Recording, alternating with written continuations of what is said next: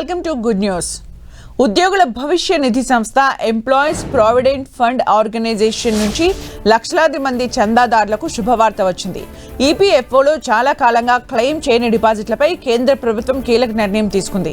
ఎన్నేళ్లుగా యాక్టివ్గా లేని ఖాతాల్లో ఉన్న డబ్బును తిరిగి చందాదారుల ఖాతాల్లో జమ చేయాలని నిర్ణయించింది.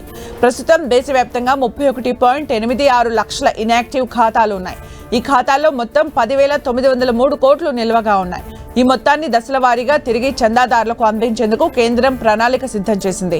దీంతో చాలా కాలంగా తమ ఈపీఎఫ్ డబ్బు గురించి ఆందోళనలో ఉన్న ఉద్యోగులకు ఇది పెద్ద ఊరటగా మారనుంది. మొదటి దశలో పైలట్ ప్రాజెక్టుగా చర్యలు ప్రారంభించనున్నారు. ఇందులో 1000 లోపు బ్యాలెన్స్ ఉన్న సుమారు 7 లక్షల ఖాతాల్లో ఉన్న మొత్తాన్ని నేరుగా సంబంధిత చందాదారుల బ్యాంకు ఖాతాలో జమ చేయనున్నారు.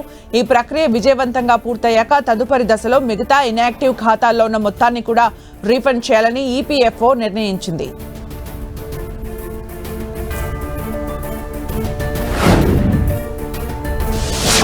హైదరాబాద్ ప్రజలకు ఆర్టీసీ గుడ్ న్యూస్ చెప్పింది. నగర ప్రజలకు మరింత సౌకర్యవంతమైన ప్రయాణం అందించేందుకు ఆర్టీసీ సరికొత్త బస్సుల్ని రోడ్లపైకి తీసుకురానుంది.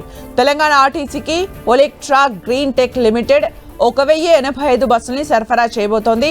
ఈ మేరకు ఒలెక్ట్రా సంస్థకు TGS RTC letter of intent జారీ చేసింది.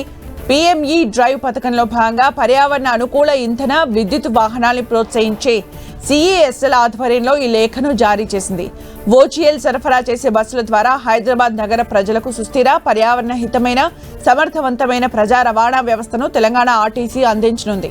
పట్టణాల్లో ఎలక్ట్రిక్ రవాణాను వేగవంతం చేయడానికి కేంద్ర ప్రభుత్వం ప్రోత్సహిస్తున్న పీఎంఈ డ్రైవ్ పథకం హైదరాబాద్ నగరాన్ని ఎలక్ట్రిక్ రవాణా వ్యవస్థ దిశగా మరింత ముందుకు తీసుకెళ్లనుంది. ఇందులో ఏసీ, నాన్ ఏసీ బస్సులున్నాయి. స్థానిక రోడ్ల పరిస్థితులకు అనుగుణంగా వీటిని తయారు చేశారు. ఈ బస్సులు ఒక్కసారి ఛార్జ్ చేస్తే 250 కిలోమీటర్లకు పైగా ప్రయాణం చేస్తాయి. కేవలం 45 నిమిషాల్లో ఫుల్ ఛార్జింగ్ అవుతుంది.